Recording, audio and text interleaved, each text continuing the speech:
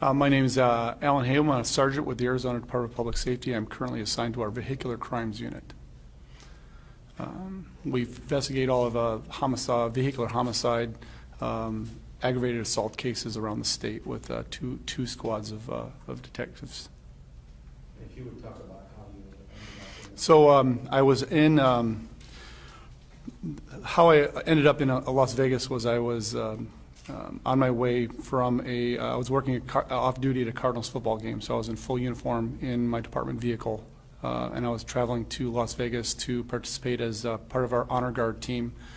We were going to a conference that was being held by the Arizona Homicide Investigators Association, of which I'm a member, so we were going to support them. The next morning they were going to open and we were going to post the colors, and we did that day. So I was on my way up through State Route 93. As I was in uniform, so I actually stopped for a few collisions on the way to Nevada. When I got to Nevada, I took 215 and then up I-15 towards my hotel. I was staying at the Orleans Hotel at the time. That's where the conference was going to be.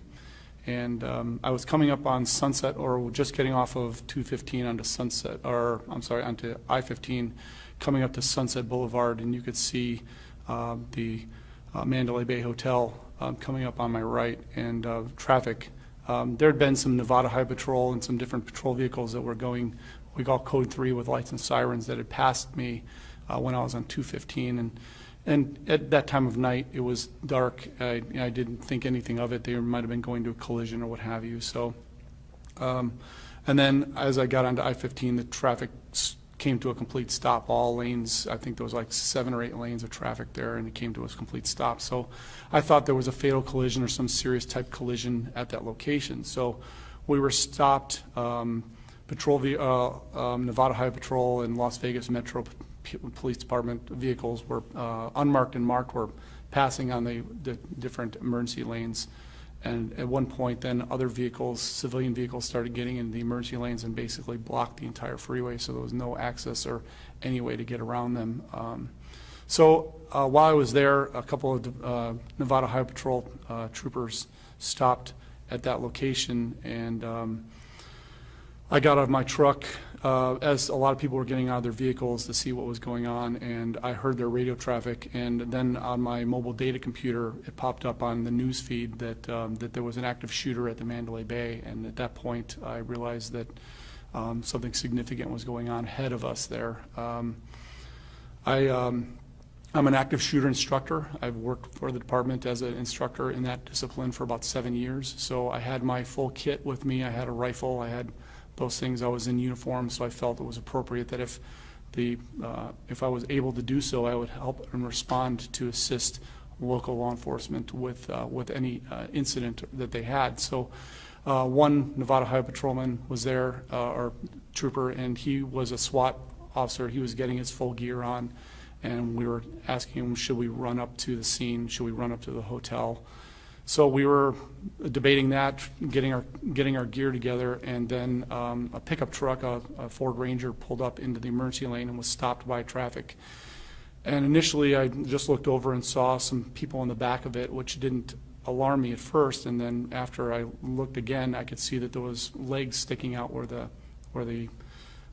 tailgate was, and it looked like those people were laying in the back of the truck, and then there was another lady who was sitting up in the truck. So I went over to it, and the one lady who I later identified herself as a nurse off duty, she was covered in blood. So I then determined that we had some victims from the actual incident at that location.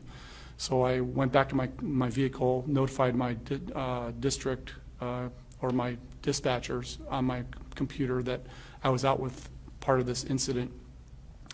And then the one trooper that was kitted up with his equipment, he left, and then it was myself and one Nevada Highway Patrolman. And so we then decided that we needed to deal with this part of the incident. I didn't know if the other people were injured. A lot of times in an active shooter type situation, shock is involved. They may be injured, they may not be injured. And we determined that one of the people that was in the vehicle was deceased. It was a female, adult female was deceased in the vehicle. So we then, I tried to identify them, wrote some information down. I later gave that information to the Nevada Highway Patrol and to Las Vegas Metro PD when I later arrived at the hospital. And I determined that with the trooper, that we needed to get them out of here and get them to a hospital. So I started moving vehicles out of the way. There was an area that was a space, a gore point, where there was open space, and I had the civilians that were there at that location moving their vehicles, getting them out of the way so we could turn our vehicles around, because there was literally no way we were going forward. We had to go back wrong way down the freeway. So we got our vehicles turned around. It was a pickup truck with 2 passengers in the passenger compartment, and then the 3 occupants of the back of the pickup truck, the deceased female, her husband, and another person who was helping assist them. Later I found out that these people didn't know each other. The ladies that were driving the truck were at the incident. They got to their car and were leaving and saw these people with the injured woman, and so they loaded her in the truck to try and get her to the hospital, and then they just took the wrong turn, got up the freeway, and did not realize that the freeway was going to be blocked. So so we got the vehicles turned around, and we drove wrong way down the emergency lane, down I-15, back onto 215, and then were able to exit on Las Vegas Boulevard. At that point, the Nevada trooper was blocking the freeway. There was another trooper there that was with a rifle, and they were determined, because at the time we knew that we didn't know it was just a single shooter. Their radio traffic was that there was shooters at the Paris Hotel, there was shooters at the Bellagio, there was shooters, and that all turned out to be, negative contacts. But at the time, we thought that there was multiple incidents going on, and that's what they were responding to. So we got there. The trooper, I got information from the trooper on where the closest hospital was, because I'm not familiar with the area at all, and then used a mapping software on my phone to then transport them code 3. They were following me in my vehicle that had lights and sirens, and we got to Spring Valley Hospital, and then we pulled into the ambulance bay. I ran into the hospital, got some hospital staff with a gurney. We brought it out. We loaded the deceased female into the vehicle, onto the gurney, got the other folks into the emergency room, and then I went into the emergency room, and it was quite a scene of chaos. It was, the hospital, I have to admit, while it was organized chaos, it was, there was probably 100 to 150 people in the emergency room, laying everywhere that they could put them, and from various injuries, from full gunshot wounds to shrapnel wounds to other types of injuries. So I assisted the hospital staff with the husband and the wife, bringing them into a room. He was calling his family back east where they live, to notify his daughters and family that their mother and their family member was deceased. So I stayed with him because we didn't want to leave him alone. And at that point, once the hospital staff came in, I gave my information of what occurred that I had dealt with to Las Vegas Metro Police Department officers that were at the scene. They advised me that one of their own had been killed that was off duty. So we were discussing that, and then I started leaving the hospital rather, to kind of clear the scene at that point. I was then notified by some other employees that I work with that we had some employees from the department that were injured, and they were probably at that hospital. And could I locate them, because at that time cellular service was completely offline. There was no texting, there was no cellular service. So I was using some social media in order to get through Messenger to get these information out to everybody else. So using that that venue, was able to determine after about an hour that the people were in fact at a different hospital, not this hospital, but So I went to Desert Springs Hospital, which is across town. Got to that hospital, and it was in lockdown. It was kind of the same thing that we were seeing at Spring Valley, which was, it was just, they were placing people wherever they could. They were actually bringing city buses full of people to the hospitals and offloading them. So I went to the hospital. I was able to very quickly determine that our employees were in fact there. They took me into the back, and I found them, and they had some injuries, but they were at that point okay. I was able to get some information to my department, to the duty office, to our watch center that our employees were in fact okay, and they had some injuries, but they weren't life-threatening at that point. So I stayed with them until I could get another DPS trooper to come to the hospital to arrange for them to be transported later after they were released to their hotel, or to our hotel if that other hotel, they were staying at the Luxor. So we weren't sure it was in lockdown because it was right next to the Mandalay Bay. And then once that happened, that was at about 3:30 in the morning. At that point, I cleared the hospital and then went back to our hotel and got an hour's sleep and did our detail.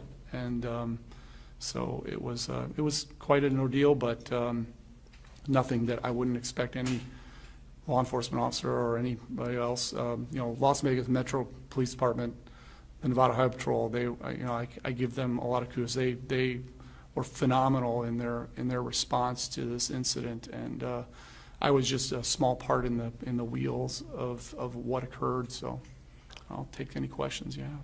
And you mentioned that you were trained in active shooter scenarios, and that you do this training. What did you learn from what happened in Las Vegas? So what I learned as an active shooter instructor, what did I learn from this? I learned that as training on a regular basis with it, you get you learn from the training that some things just click in, and you have to rely on your training. Really, I wasn't at the scene, so that part of that response didn't kick in. But as far as triage, I was a corpsman in the United States Navy. I've dealt with mass casualty drills, working at Naval Hospital San Diego many years ago, back when I was a young man. And you learn that you have to prioritize what you're going to do, and that was one of the reasons that I realized that these victims needed my help more than the many officers that were already responding to that scene, and I had to prioritize and see what was most important at that particular time. So I made that conscious decision to do that. So I think that's what I took away from it. You mentioned that you were armed. At that moment, in the moment, were you mentally prepared to take on this guy, not knowing where he was at the time? Were you prepared to have to do that? And the question is, was I being armed? Was I ready to take on this person? In my training as an active shooter instructor, we have what we call directed threat. You have to respond to stop the violence, because in most active shooter situations, and I say most, once law enforcement gets there and engages the suspect or stops that person or takes their focus away from the innocent victims and takes us on, who we have body armor, we have training, we have the weapons that can take this person on, it keeps those innocent victims from being killed. So whatever we can do, whether we're going to be, just by our presence stopping that person from continuing to fire on innocent people, whatever we can do. But I believe I was ready to do so. That's what I've been trained to do by this department, and I think that I would be ready if the moment came. Does any amount of training, I mean, you mentioned you stayed with that husband who had lost his wife. Does any amount of training prepare you for that moment when you're standing with him and he's calling his family and telling them their mother's not going to make it? Can you kind of take us through that? So, do I have any training on dealing with victims and dealing with the emotional issues related to victims when they're calling their family and stuff like that. In our agency, we do what we call next of kin notifications. We do it on a fairly regular basis. Unfortunately, with the amount of deaths attributed to collisions, whether they be criminal or civil fatality collisions around the state and around the country, if a person is killed in another state and they have family in Arizona, our department, we routinely have to go to the homes of people, knock on a door in the middle of the night, and advise them that a family member, a son, a daughter, has been killed by a drunk driver or has been killed in a motor vehicle collision through no fault of, with no fault. So we have that training. I've dealt with it on unfortunately, on a very regular basis. I've done next of kin notification, I would say 40 or 50 times in my career. You're never